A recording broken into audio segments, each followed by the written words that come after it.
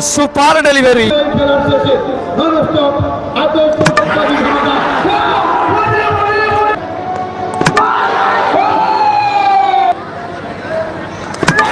আরো একটি উইকেট।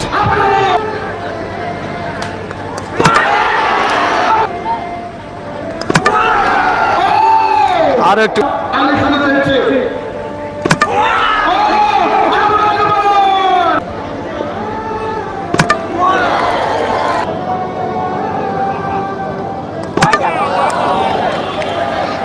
দশটায় 10টা ক্লিন বোল্ড, অল উইকেট।